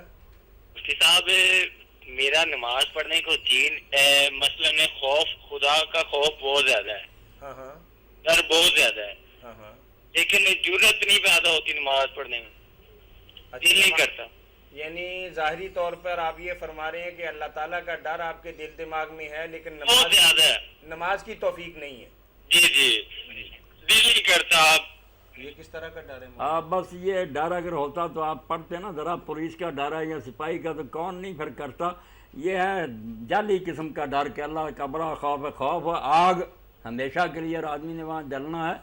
نماز کی توفیق کیوں نہ، صرف ظاہر کی باتیں ہیں نا، باقی علاج اس کا یہ ہے میرے بھائی کہ آپ ہم سے وعدہ کریں کہ جب نماز نہیں پڑھیں گے 100 روپیہ میاں طاہر کو بھیج دیا کریں گے ہر نماز کا، یا کسی غریب کو دے، میرے ساتھ یہ عہد کریں، بیعت کریں ابھی 10 روپے یا 5 روپے جتنا کم، آپ یہ قسم اٹھائیں کہ جب نماز نہیں پڑھوں گا 5 روپے کے غریب کو دے دیں گے۔ آپ دیکھیں گے دوسری نماز کے وقت ہی شیطان کہے گا اٹھ کر یار نماز پڑھ کے کہاں سے اتنا دے گا۔ لوگ کرنا تو کچھ چاہتے نہیں، نسخہ ہم کیا بتائیں، یہ کفارے جو ہے نا، کفارے ڈن لگایا اللہ تعالیٰ اسی لیے لگایا نا کہ اگر یہ حرکت نہیں تم سے چھوٹتی تو پھر یہ مقرر کر لو کہ میں اتنی رقم خدا کی راہ میں دوں گا۔ آپ دیکھیں گے نفس بخیل ہے، یہ مال نہیں خرچ کریں، یہ تو 1-2 منٹ کے بعد ہی سیدھا ہو جائے گا، کتنے دیتا رہے گا تم۔ بالکل ٹھیک۔ آپ اللہ کے لیے کچھ دینا شروع کر دیں، جب نماز نہیں پڑھی دے دیں 10 روپے، دیکھیں گے کیوں نہیں پڑھنے کی توفیق ہو۔ کتنے دن نہیں پڑھیں گے؟ ٹھیک ہے، چلیں بہت یہ شکریہ۔ جو میں نے مسئلہ حضرت عمر رضی کا بتایا نا مالکیوں کا، یہ ایسا ہے کہ جیسے کوئی آدمی اپنے مورث کو کسی کی جائیداد اسے ملنی تھی، باپ کی یا چچا کی یا کسی اور کی، مگر اس نے اس کو قتل کر دیا اس لالچ میں کہ یہ مجھے جلدی مل جائے۔ اب شرع نے سزا دی اس کو کہ یہ اس کی وراثت سے محروم کر دیا، اس کو نہیں ملے گی، پہلے ملنی تھی، اب ایک آنا نہیں ملے گا کہ تم نے جلدی کی ہے۔ اسی طرح یہ ہے کہ عدت میں جو کرے اس کو سزا ملتی ہے کہ جاؤ پھر، اب بالکل ہی عورت ملے گی۔ السلام علیکم۔ وعلیکم السلام۔ جی بھائی۔ مولانا صاحب تشریف فرما رہے ہیں؟ جی جی۔ ایک سوال پوچھنا سی جی، اپنا نبی صلی اللہ علیہ وسلم دے صلی اللہ علیہ وآلہ وسلم جی ختنے دے بارے سوال پوچھنا سی کہ وہ مختون پیدا ہوئے یا بعد چوں ہوئے ختنے آپ سے؟ دو عالم بڑے ہوئے زبردست ہوئے، جنہوں میں سے ایک نے کتاب لکھی کہ آپ ختنہ شدہ پیدا ہوئے، دوسرے نے لکھی کہ آپ کا ختنہ 7ویں دن کیا گیا۔ اچھا، وہ دونوں کتابیں جو ان کا ذکر امام ابن قیم نے زاد المعاد کی دوسری جلد میں کیا، اچھا، مگر بتایا کہ نہ اس کے پلے کچھ ہے نہ اس کے، وہ بھی اپنی طرف سے باتیں کرتا، یہ آپ کے بارے میں ذکر صحیح نہیں پتا چلا کہ ختنہ ہوا تھا یا نہیں پہلے، اس لیے ایسی فضول باتوں کا کیا فائدہ، دین کا اس سے کیا چلے گا؟ آپ ہی بتائیں نا کہ ختنہ شدہ پیدا ہوئے یا بعد میں ختنہ ہوا، اس کا کیا؟ اور ابن قیم جیسے کہتے ہیں، ہم نے بھی دیکھے ہیں کہ کئی اور بچے بھی رسول اللہ صلی اللہ علیہ وسلم ایسے پیدا ہوتے ہیں، ختنہ ہوا ہوتا، ان کو لوگ کہتے ہیں رسولی، یہ ہمارے لفظ مشہور ہے کہ یہ رسولی بچے ہیں۔ تو یہ نہ کوئی فضیلت کی بات ہے، نہ کوئی ہے اس میں کچھ بھی نہیں، خواہ میں نے دو عالموں کا نام بتا دیا کہ وہ زاد المعاد دوسری جلد میں ابن قیم نے ان کے نام لکھے ہیں کہ ایک ایک کتاب لکھی، ایک نے ثابت کیا ختنہ شدہ پیدا ہوئے، ایک نے کہا نہیں بعد میں ختنہ ہوا، دلیل کسی کے پاس نہیں، دین نے اس کا ذکر ہی نہیں کیا۔ جی صحیح، بڑی مہربانی جناب، اللہ خیر سے رکھے۔ السلام علیکم۔ جی عدت کی بات بتا رہے تھے۔ عدت کی بات وہی میں نے قتل کی مثال دی نا، جی بالکل، کہ جلدی سے قتل کیا کہ اس کو ختم کرو مجھے مل جاؤ، اب شرع سزا دے گی اس کو کہ اب تجھے ایک مرلہ نہیں ملے گا۔ السلام علیکم۔ جی اس کو نہیں ملے گی۔ یہ عدت کی تو وضاحت آپ بہت بیان ہوگی، کوئی رہ جائے تو پوچھ لیا کریں۔ السلام علیکم۔ جی السلام علیکم۔ جی ایک حدیث مبارکہ کے حوالے سے، ایک تو اس کی سند کے متعلق بھائی نے پوچھا ہے اور دوسری اس حدیث مبارکہ کا ترجمہ پوچھا ہے، میں حدیث پڑھتا ہوں۔ جی بند کریں نا یہ۔ ان عائشہ رضی اللہ عنہا قالت رضی اللہ رأیت رسول اللہ صلی اللہ علیہ وسلم یصلی متربعا۔ جی میں نے اللہ کے رسول کو۔ جی السلام علیکم۔ وعلیکم السلام۔ جی بھائی مسئلہ پوچھنا جی، تھوڑا اونچا بولیے، پوچھیے بھائی مسئلہ پوچھنا سی جناب۔ جی پوچھیے بھائی۔ پوچھے نا۔ مولانا صاحب بھائی میرے نے نا اپنی بیوی نو طلاق دیتی سی، آج تو تقریباً 2 دن گھٹ 2 ماہ ہو چکے ہیں جی، اور لوگ رجوع دے بارے کہندے کہ ہو سکتا ہے یا طلاق ہو چکی ہے؟ 2 ماہ ابھی پورے نہیں ہوئے، 2 دن باقی ہیں مولانا۔ جی یہ پہلے بھی بات ہوئی ہے، اب یہ جو ہے نا 2 ماہ 3 ماہ یہ جو ہیں باتیں قانون کی، دین میں جو ہے وہ تو دیکھا جاتا ہے کہ طلاق کے بعد 3 حیض تو نہیں آ گئے، یہ عورت کو قسم دے کر پوچھنا، دے کے چھپانا نہ، سچ بول ابھی طلاق ہوئی اسی وقت حیض آ گیا، اس لیے یہاں مہینے نہیں ہوتے، ہو سکتا چند دنوں میں 3 حیض پورے ہو جائے، اس لیے 3 حیض اگر گزر جائیں تو پچھلا نکاح ختم ہو جاتا میرے بھائی، مگر پھر ان کا نکاح ہو سکتا، دوبارہ نکاح نیا کرنا پڑے گا، نیا حق مہر مقرر کر کے گواہوں کی موجودگی میں، اور اگر 3 حیض نہیں آئے، اس نے 3 مرتبہ نہیں ابھی نہایا، تو پھر پچھلا نکاح ہی کیا ہے۔ اب یہ آپ پوچھیں نا ان سے کہ چھپانا کوئی نہیں، اللہ سے ڈر کر سچی سچی بات بتا دو کہ اگر 3 حیض آ چکے ہیں تو دوبارہ تمہارا نکاح کریں، پھر بھی اڑچن کوئی نہیں، نہ کوئی مشکل ہے، نکاح نیا کریں گے، اور اگر وقت نہیں ابھی گزرا تو وہ پہلا ہی ٹھیک ہے، ٹھیک ہے، جی رجوع ہو جائے گا، رجوع ہو سکتا ہے۔ ٹھیک ہے مولانا صاحب، اگر حیض سے جو کام اوپر جائے حیض مثلا نہ آتا ہو پھر تو اس 3 عمر میں اگر بندہ کو پھر 3 مہینے جن عورتوں کو حیض نہیں آتا ان کی عدت پھر 3 مہینے، ٹھیک یعنی 90 دن کہہ دیں 90 آپ۔ ٹھیک ٹھیک ٹھیک حیض والیوں کے 3 حیض دیکھنے ہیں، تھوڑے دنوں میں پورے ہوں یا زیادہ دنوں میں۔ جی بہت شکریہ۔ السلام علیکم۔ یہ حدیث پاک جو ام المومنین عائشہ رضی اللہ عنہ نے کہی نا کہ میں نے رسول کریم علیہ السلام کو دیکھا کہ آپ چوگوشہ ہو کر السلام علیکم۔ وعلیکم السلام ورحمۃ اللہ۔ جی کیا حال ہے جناب؟ نیازی صاحب جی جناب جی کیسے ہیں آپ؟ بالکل ٹھیک ٹھاک، آپ سنائیں ٹھیک ٹھاک؟ جی الحمدللہ۔ ہاں پوچھیں نیازی صاحب جو پوچھیں۔ اچھا یہ گاڑی کے متعلق ایک مسئلہ پوچھنا تھا۔ दाढ़ी के दाढ़ी जो सुन्नत के मिकदार है भाई, कुछ उलमा तो बताते हैं भाई मुश्त भर जो है सुन्नत के मुताबिक, कुछ बताते हैं मतलब उससे छोटी, मुश्त भर से भी छोटी, और कुछ बहुत। आपकी बात समझ गए मौलाना, जवाब आपकी बात समझ ली मैंने। मतलब कुरान और सुन्नत की रोशनी में जो सही मिकदार है ना, वो सही मिकदार जो है वो यही है कि मूंढना आप छोड़ दें, बस सीधी बात है कि जो उस तरह चलाते हैं ना मूंढते हैं, इससे तौबा करें, अपने चेहरे पर बाल आने दें, फिर मिकदार की कोई बात नहीं। अपनी तरफ से लोगों की पसंद है, कोई कहता खुली छोड़ दें बिस्मिल्लाह, कोई कहता मुश्त भर, कोई इससे भी कम कहते हैं। तो दीन में कोई न्याजी साहब मिकदार इसकी मुकर नहीं, मुंडाना हराम है। ये असल जो है वो मतलब दाढ़ी को मुंडाना वो हराम है। इस्तेसाल जो है ना कि सिरे से बाल जड़ से ख़त्म कर, ये हराम है। ये अगर छोड़ दें तो बस दाढ़ी उन्होंने बढ़ा ली, अब बढ़ाते चले जाएं, ये भी माना लोगों ने किया। नहीं वो ये भी तो हदीस है ना भाई, दाढ़ी को माफ कर दें। नहीं माफ वगैरह नहीं करने, ये तो अपनी तरफ से कहते हैं। आफू नहीं, आफू का लफ्ज़ है। हाँ मतलब है वो। आफू का मतलब जो है ना दाढ़ी को छोड़ें, दाढ़ी को छोड़े। अब छोड़े तो न्याजी साहब जिसने मुन्नी छोड़ दी, छोड़ तो दी है। हर कोई कहता है इसने यार दाढ़ी रख ली, जिससे जी चाहे पूछे सारे कहेंगे दाढ़ी इसने रखी हुई। अब मौलवी अगर नहीं मानता कि मैंने फुट से मापना है तो उसकी मर्जी, वरना हर शरीफ आदमी कहता कि इसने यार दाढ़ी नहीं ये मुंडवाता रखी हुई। यही हदीस का मतलब है। इसमें आ जाता है जिसने बताई है बात काफुल लिया वही अबू हुरैरा हजरत अब्दुल्लाह बिन साहब कतराते थे। अच्छा, उनका अमल भी मतलब कतराने में। हाँ, इससे बढ़कर और क्या दलील के जिन्होंने सुनाई है हमें हदीस, जो अरबी जिनकी अपनी जुबान थी, उन्होंने ये नहीं समझा कि कटानी ही नहीं। अच्छा, सब कटाते, मतलब उनका अमल भी कटाना है। कटाना बिल्कुल कटाना। तो इसलिए मुंडाना छोड़ दें खुदा के लिए। जो मुंडाते हैं ना ये हराम है, नाजायज है। वो तो कतई हराम है ना, हराम बिल्कुल हल्क जो है ना ये हराम। बहुत शुक्रिया जनाब जी, क्या बात थी। हाँ, तो उम्मुल मोमिनीन रज़ी अल्लाह तआला अन्हा फरमाती, मैंने रसूल करीम अलैहि सलाम को देखा कि आप चौगोशा चौकड़ी बार कर बैठते हैं। अस्सलाम वालेकुम। जी। वालेकुम अस्सलाम व रहमतुल्लाह। सर आपसे एक मसला पूछना है। जी पूछिए। हेलो। जी जी जी इसाक साहब से एक मसला पूछना है। जी सुन रहे हैं आपकी बात। ये बात है कि जो नमाज जनाजा है, हाँ हाँ, उसकी नियत उर्दू में क्यों बताई जाती है? नमाज जनाजा हो या नमाज ईद हो या ये दूसरी नहीं, नमाज जनाजा अक्सर हम पढ़ते हैं ना जी, तो उस अरशद बोल रहा हूँ सत्याना रोड से। अरशद साहब हैं सत्याना रोड से। भाई अरशद, आप बात करके चुप कर जाया करें ना, मुझे बात के फिर आप दखल देना शुरू कर देते हैं। जब बात आपकी सुन ली कि जनाजे पर ये लोग उर्दू में नीयतें बताते हैं, तो मैंने बात वसी कर दी कि जनाजा नहीं, ईद के मौका पर भी नीयतें लिखी जाती हैं। उर्दू में क्यों बताई जाती है? नहीं, ये सारा ढोंग है ना। किसी नमाज के लिए दीन में कोई नीयत नहीं, ना अरबी में, ना उर्दू में, ना पंजाबी में।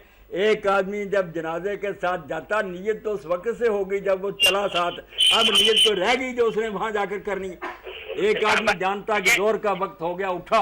नहीं, आप इस तरह करें, आप केबल में आप ज्यादा प्रोग्राम इसमें नशर करें ना, हमें नशर कर दिया मैंने कि ये नीयत बिदअत है। जुबान से कोई बंदा नीयत ना करे, वुजू करे। अल्लाह अकबर। अब आप इस वक्त आप प्रोग्राम सुन रहे हैं हमारा।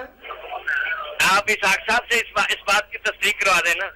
मैं तो बोल रहा हूँ, मैंने बताया कि नीयत जुबान से मैं अकेला सुन रहा हूँ, हमारे साथ जो दोस्त बैठे हुए हैं जिसने ये प्रोग्राम देख रहे हैं, वो भी इस बात की तस्दीक समझते हैं कि इसाक साहब जरा इस बात की वजाहत कर देंगे ना तो हमें मुकम्मल यकीन हो जाएगा। इंशाल्लाह ये आप अगले इतवार सुन सकेंगे। आप सुन सकेंगे। मैंने बात वादे कर दी कि फर्ज नमाज हो, जनाजा हो, ये बात आप अगले इतवार को बताएंगे। यानी बात तो बता दी है। आप शायद आज का जो प्रोग्राम हमारा रिकॉर्ड हो रहा है ना, हाँ जी, आप अगले इतवार केबल पर सुन सकेंगे, देख सकेंगे। चलो ठीक है, आइंदा इतवार आप तो प्रोग्राम को देखेंगे फिर। हाँ, जरूर देखिएगा। ये रीड करनी छोड़ दें, कोई उर्दू में ना से सत्याना रोड से। जी ठीक है जी, ठीक है। सॉरी जी। तो ये नफल नमाज के बारे में उमर मोमिन रज़ी ने फरमाया कि रसूल करीम अलैहिस्सलातु वस्सलाम जब नमाज बैठकर पढ़ते थे नफल, तो चौगोशा चौकड़ी मार कर, ये अत्ताहियात की तरह बैठकर नहीं पढ़ते थे।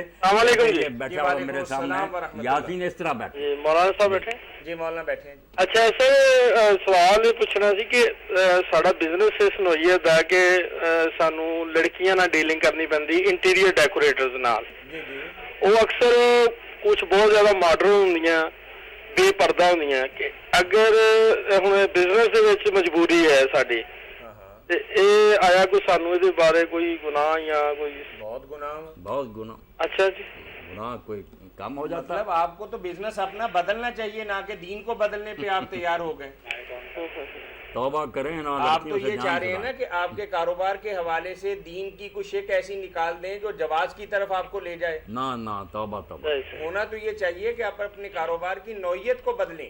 اچھا جی بالکل. ان لڑکیوں سے بچے ہیں بس, ان کو کہیں گھر جا کر بچی کام کرو اپنے. ٹھیک ہے چلیں بہت شکریہ جی آپ کا. ٹھیک السلام علیکم. وعلیکم السلام. یہ حدیث کی آپ حدیث پاک بالکل صحیح ہے. اب بعض لوگوں نے یہ اعتراض کیونکہ پڑھا کہ امام نسائی نے اس پر لکھ کر کہا کہ یہ منکر ہے ضعیف ہے, اس لیے نہیں کرتے, حالانکہ بالکل صحیح سندوں سے یہ ثابت ہے کہ جب بیٹھ کر نفل پڑھتے تھے. السلام علیکم. وعلیکم السلام شیخ صاحب, کیا حال ہے؟ جی الحمدللہ. ایک سوال ہے آپ سے.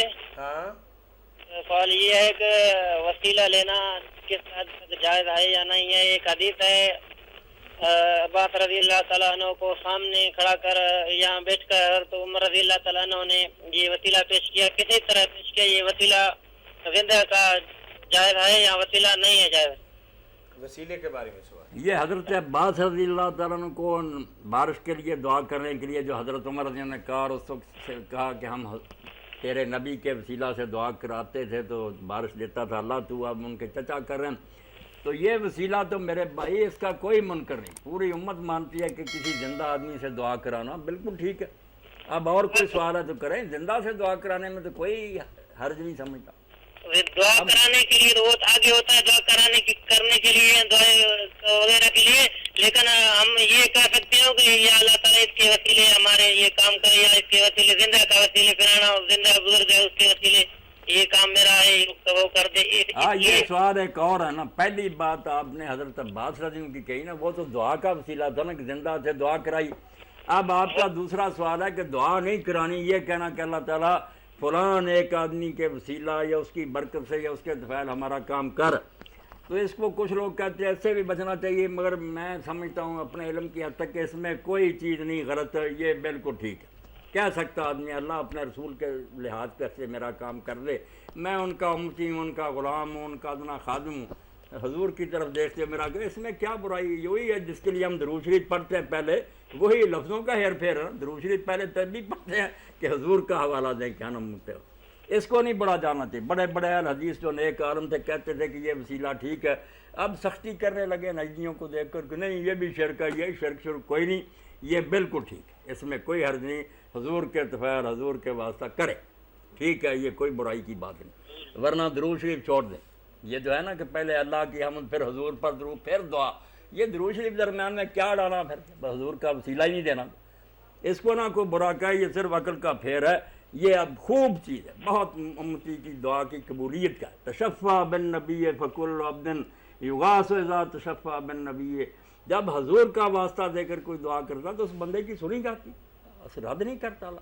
وہ درود شریف کی شکل میں ہو جائے یا صاف لفظوں میں ہو جائے کہ اللہ تیرے نبی کا ماننے والا, کچھ نہیں. بعض چیزیں خام خواہ لوگوں نے مسئلے بنا لیے ہیں, مسئلے نہیں ہے.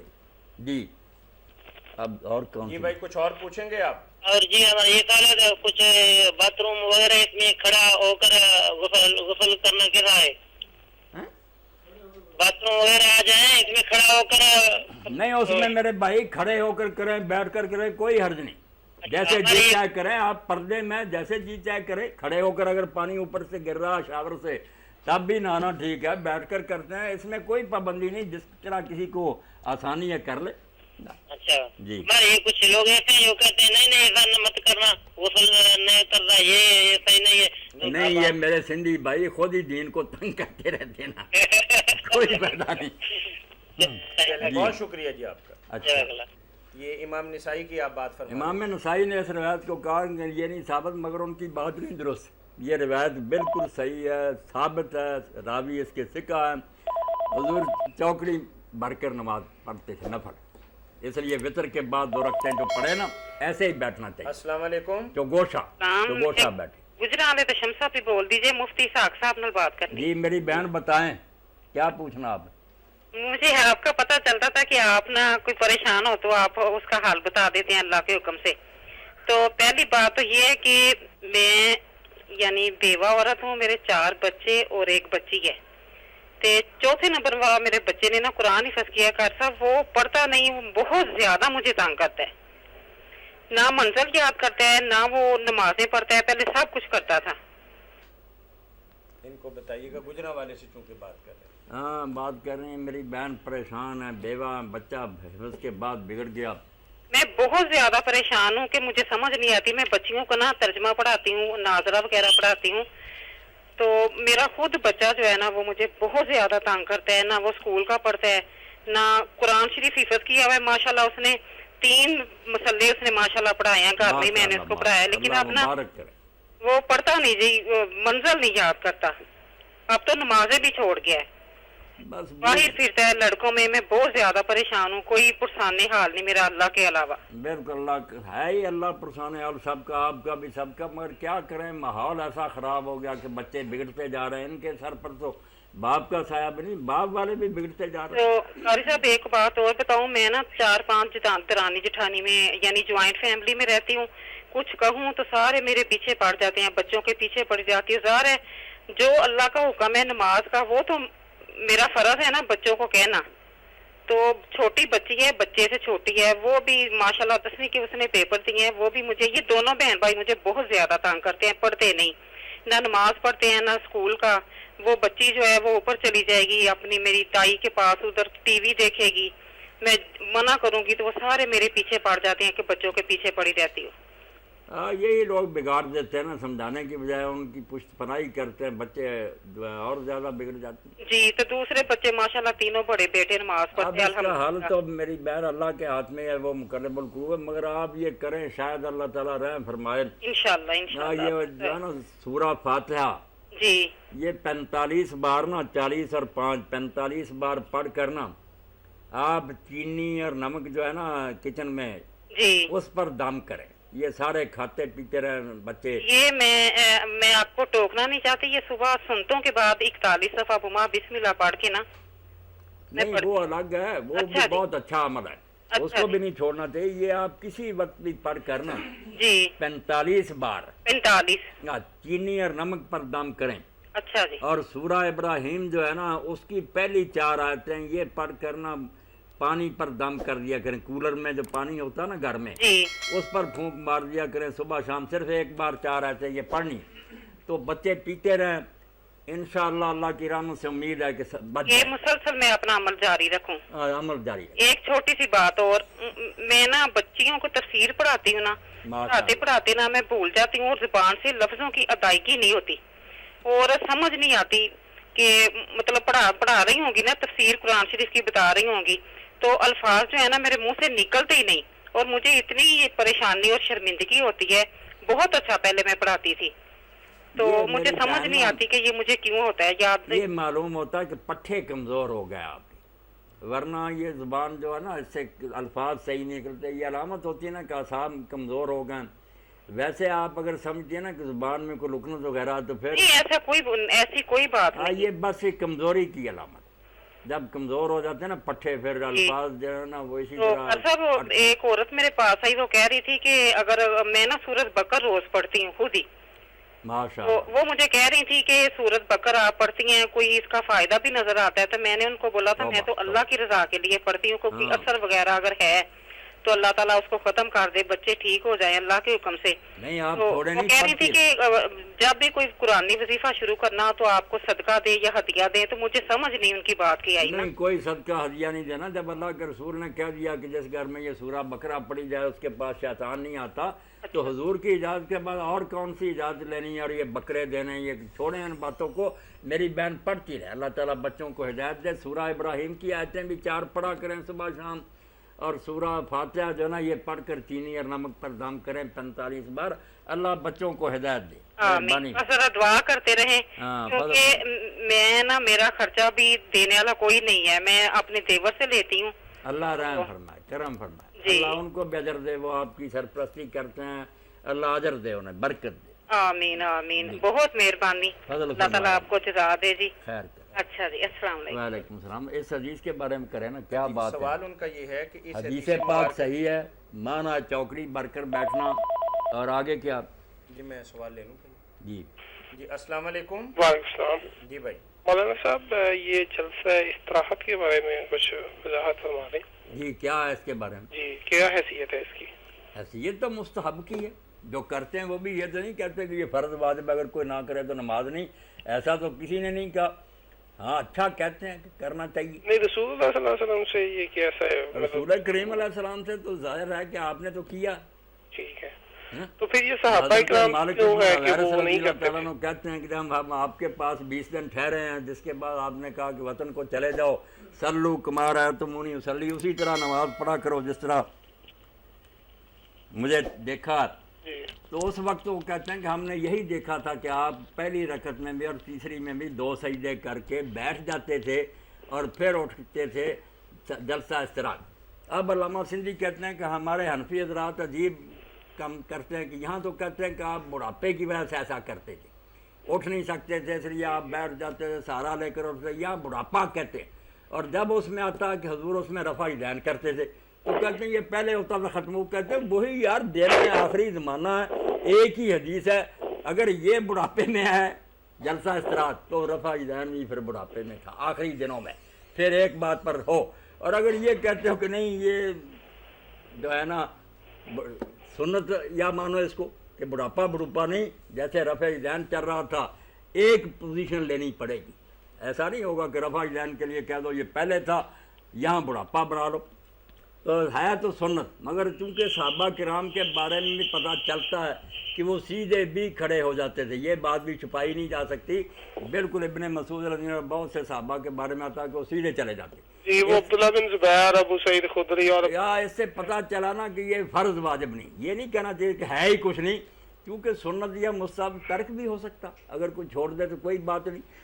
مولانا صاحب یہ پھر کیسے مطلب ہوتا ہے کہ ہم رسول اللہ صلی اللہ علیہ وسلم سے یہ ٹھوس ثبوت کے ساتھ مل رہی ہو چیز، تو صحابہ کرام میں مطلب یہ نہیں، جو لوگ میرے بھائی یہ کرتے ہیں نا، میں تو جب سے یہاں بیٹھا ہوں یہی بتا رہا ہوں کہ یہ نہ کیا کریں کہ صحابہ کرام اور رسول اللہ کو آپس میں 2 پارٹیاں بنا کر ٹکرائیں، یہ کوئی علم نہیں کہ ہم حضور کی لیں گے صحابہ کرام، نہیں، ملا کر نتیجہ نکالیں کہ حضور کے کرنے سے پتہ چلا کہ یہ مستحب ہے، کیا جائے تو بہت اچھا، صحابہ کے نہ کرنے سے پتہ چل گیا کہ ضروری نہیں ہے، مسئلہ حل ہو گیا کہ اگر نہ بھی کرے اٹھ جائے کوئی نماز ٹھیک ہے، کیا اس میں الجھ رہا ہے؟ صحابہ کرام کو بھی بنانا کہ انہوں نے گمراہیاں اختیار کی ہے یا غلط کام کیا، یہ بے وقوفی کی بات، ان کی بات کو بھی قائم رکھو کہ چونکہ صرف ایک مستحب کا معاملہ تھا چھوڑ دیجیے تب کی۔ آپ دیکھیں کہ پہلی مرتبہ جو رفع دین کیا جاتا ہے تکبیر تحریمہ کے، اس کو سب مانتے ہیں، مگر امام ابو حنیفہ اور امام مالک کہتے ہیں کہ اگر عادت نہ بنائے کبھی کبھی اس کو بھی چھوڑ دے، نہ اٹھائے پہلے بھی ہاتھ، تو نماز اس کی ضرورت ہے، فقہ کی کتابیں اٹھائیں۔ اب وہ کہتے ہیں یہ سنت جس کو سارے مانتے ہیں کہ شروع میں اٹھے، وہ کہتے ہیں یہ بھی نہ کبھی کرے، پھر کیا سنت ہی ہے نا۔ اب یہ میں نے آپ کو بات بتا دی کہ مالک اور ابو حنیفہ دونوں کہتے ہیں کہ اگر کبھی کبھی چھوڑ دیا کرے، شروع میں بھی ہاتھ نہ اٹھائے، صرف اللہ اکبر کہے باندھ رہے، تو سنتیں چھوڑی جا سکتی ہیں۔ سنت کہتے ہیں اس لیے کہ کیا جائے تو ثواب ہے، نہ کیا جائے تو بربادی نہیں ہوتی۔ فرض واجب ایسی چیز ہوتی ہے کہ وہ رہ جائے تو پھر عبادت نہیں ہوتی۔ یہ فرق مراتب کا سمجھنا چاہیے، صحابہ کو اور رسول اللہ کو ایک دوسرے کے مقابلہ میں لانا یہ علم نہیں، گمراہی ہے۔ کہہ دیں گے صحابہ غلط کرتے رہے، کیا فائدہ؟ یہ کہو کہ وہ بھی ٹھیک کرتے تھے، حضور کی بات بھی ثابت ہے، معلوم ہوا یہ عمل فرض واجب نہیں مستحب ہے، کر لیا جائے تو اچھا۔ کتنی سیدھی سی تطبیق ہے جس سے ساری چیزیں اپنی اپنی سیٹ ہو گئی۔ جی وعلیکم السلام ورحمۃ۔ جی جی حدیث پڑھتا ہوں جس میں ان کی بات آگے چلے نا کہ کیا سوال ہے؟ اس حدیث مبارکہ کی وضاحت فرما دیں، نیز یہ بھی بتا دیں کہ ایسا صرف بیماری کی حالت میں ہو سکتا ہے یا عام حالات میں بھی ایسے نماز پڑھنا جائز ہے؟ کیونکہ حدیث کی کتاب میں یہ لکھا ہے کہ یہ نبی کریم صلی اللہ علیہ وسلم بیماری کی حالت میں کیا تھا۔ نہیں، کوئی بیماری کی حالت میں۔ جی السلام علیکم۔ وعلیکم السلام۔ امینہ اور میری والدہ ہوں یہاں۔ جی تو مفتی اسحاق صاحب ہیں۔ جی مفتی محمد اسحاق صاحب ہیں۔ وہ میرا ورثہ فوت ہو گئے ہیں۔ اچھا۔ تو جو بڑا بھائی ہے نا ان لوگ میرے صحیح جگہ. بڑا بھائی کیا کر رہا ہے؟ بڑے بھائی نا نہیں ملی ان کو. بڑے بھائی کو نوکری نہیں ملی, کوئی وظیفہ بتا دیں. ہاں جی, اور چھوٹے بھائی کو بھی نہیں ملی. اچھا نہیں, کوئی نہیں, مولانا بتا دیتے ہیں جی کچھ پڑھنے کے لیے. بھائی ہیں تھوڑا سا بول بھی ایسا رہے ہیں, وہ کہہ رہے ہیں کہ بڑے بھائی کی کوئی بات نہیں, اللہ کو نوکری کا مسئلہ ہے, اللہ تعالیٰ خیر فرمائے. جی جی. اب بچہ اگر وہ یہ کریں, بھائی کرے یا امی کرے, کوئی بھی کرے, کہ 1212 مرتبہ, یہ لکھ لے 1212 مرتبہ یا وہابو, ہاں یہ عشاء کے بعد پڑھیں, اور اس کے اول آخر 11 مرتبہ درود شریف. یہ سارے لوگ جو نا مشکلات کا شکار اور مالی پریشانی پھن سے یہ کریں, 11 مرتبہ درود شریف اول آخر, اور 12 مرتبہ یا وہاب. اللہ فضل فرمائے گا, خیر کرے. چلے مہربانی. جی یہ مولانا کتاب کے اندر یہ لکھا ہے, بلوغ المرام کے اندر جہاں یہ حدیث لکھی ہوئی ہے, انہوں نے یہاں لکھا کہ ایسا نبی کریم صلی اللہ علیہ وسلم نے مرض کی حالت کے اندر ایسا کیا. وہ لائے نا بلوغ المرام کا کہنا سو گئے جی, بلوغ المرام لائے نا, سوئے پڑے آپ, وہ لکھ رہے تھے. بلوغ المرام لایا بھی دیکھتے ہیں کیا لکھا ہوتا. اچھا پڑھیں آپ. جی وہی انہوں نے پوچھا ہے کہ کیا ایسا صرف بیماری کی حالت میں ہو سکتا ہے یا عام حالات میں بھی ایسا نماز کے دوران کیا جا سکتا ہے؟ جی حدیث پاک میں تو لفظ یہ نہیں پڑھے کہیں کہ بیماری کی حالت میں آپ نے کیا, بیٹھ کر جب آپ نفل پڑھتے. مولانا ہمارے ہاں ایک بہت بڑی بیماری اہل علم کے ہاں یہ بھی نظر آ رہی ہے کہ اگر کوئی حدیث ان کے مزاج کے خلاف یا ان کے مسلک کے خلاف نظر آئے تو اس کی کسی نہ کسی طریقے سے کچھ ایسی تعویل کرتے ہیں کہ جس سے یہ بات غلط ہے نا, نہیں ہونی چاہیے. ایسا کیوں کرتے ہیں؟ جیسے ذکر ہوا اس طرح رہنے دینا چاہیے. اپنی مرضی کے مطابق اس ڈالنے کا کیا فائدہ؟ نہیں تو عموماً ہو تو ایسا ہی رہا ہے. بالکل یہ حدیث پاک جو ہے نا کہ جیسا کہ آپ نے ابھی ایک حدیث کا حوالہ دیا کہ انہوں نے کہا کہ یہ بڑھاپے کی وجہ سے ایسا. نہیں بڑھاپا کہیں نہیں, بالکل آپ نے نا ویسے ہی یہ بتایا کہ اچھا طریقہ یہ ہے کہ بیٹھ کر اٹھو. جی السلام علیکم. وعلیکم السلام. جی بھائی, سر یہ مولانا اسحاق صاحب کا نمبر ہے؟ جی جی مولانا اسحاق صاحب کا نمبر ہے. مولانا بیٹھے بھی ہیں, کوئی سوال پوچھیں ان سے. کریں, بالکل بات کرنی چاہ رہے ہیں ذرا ان سے. کریں نا, کریں میرے بھائی. السلام علیکم سر. وعلیکم السلام ورحمۃ اللہ وبرکاتہ. جی سر یہ پوچھنا تھا کہ ایک دوست ہے عمرے پہ جانا چاہتا ہے, ماشاء اللہ, انہوں نے پہلے حج نہیں کیا ہوا, تو یہ پوچھنا ہے کہ عمرے کے بعد حج فرض ہو جائے گا یا وہ عمرہ کر کے حج نہ بھی کریں تو کوئی مسئلہ تو نہیں؟ بہت اچھا کیا آپ نے. اس بات سے بھی بہت لوگ بیچارے عمرے سے رہ گئے ہیں کہ لوگوں نے یہ بات مشہور کر دی کہ جو عمرہ کر رہے نا اس پر حج فرض ہو جاتا ہے. بالکل جھوٹی بات ہے, کسی مسلک میں نہیں ہے, کسی گروہ کا یہ کہنا نہیں. آپ ہی لوگوں نے گھڑ لی ہے, پریشان کر دیا ہے. ایک بیچارے کو عمرہ مل رہا ہے, وہ بھی اس سے محروم اس کو کر دیتے ہیں. تو جو جا سکتا ہے وہ جائے. بعد میں اگر بسم اللہ کبھی طاقت ہوئی, حج بھی نصیب ہو گیا تو الحمدللہ, نہ بھی ہوا تو کوئی بات نہیں, کوئی حکم نہیں اس کو کہ وہ ضرور کرے. یعنی فرض نہیں ہوتا؟ نہ فرض ہوگا, اپنا کوئی مال اس کے پاس اور ہوگا, اس کی وجہ سے عمرے کی وجہ سے نہیں پھنس جاتا کہ عمرہ کر لیا تو پھنس گیا. یہ ہمارے درمیان یہی کنسپٹ پایا جاتا نا, عمرہ کر لیا تو حج فرض ہو گیا. نہ بالکل غلط ہے میرے بھائی, ایسی کوئی بات نہیں. صحیح بات ہے جی, بہت شکریہ آپ کا, اللہ خیر سے رکھے, مہربانی. مولانا ایک سوال میں پڑھتا ہوں, آپ پڑھیں دیکھتے جائیں. جی صلاۃ الاوابین کسے کہتے ہیں؟ صلاۃ الاوابین, جی صلاۃ الاوابین جو ہے نا مسجدوں میں جو چارٹ لگے ہوئے ہیں وہاں اور لکھا ہوتا ہے صلاۃ الاوابین 6 نفل جو ہے نا مغرب کے بعد پڑھے جائیں, اس کو کہتے ہیں صلاۃ الاوابین. یہ نہیں ٹھیک, یہ حدیث جو ہے نا بالکل ضعیف اور منکر ہے. ایسی کوئی حدیث نہیں آئی. جو رسول کریم علیہ السلام نے فرمایا نا صلاۃ الاوابین, وہ ضحیٰ کی نماز ہے, چاشت کی 9-10 بجے جو پڑھی جاتی ہے نا جب خوب گرمی ہو جاتی ہے, جیسے حدیث پاک میں آیا کہ اونٹوں کے بچے جو ہے نا ان کے بھی پاؤں ریت پر جلنے لگیں, اتنی گرمی ہو جائے, اس وقت جو نماز پڑھی جائے صلاۃ الاوابین حین ترمد الفصال, اونٹوں کے بچوں کے پاؤں بھی جب جلیں اس وقت جو پڑھی جاتی, یہ ہے صلاۃ الاوابین.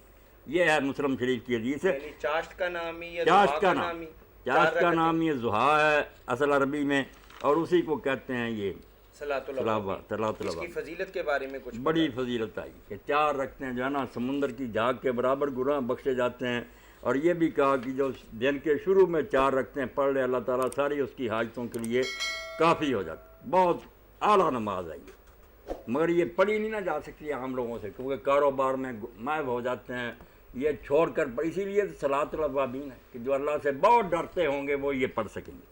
تو ادائیگی اس کی 2 رکعتوں کی دو رکھتے ہیں، 2 رکعتوں کی شکل کے اندر. جی میں اگلا سوال لاتا ہوں. اگلا سوال پڑھیں.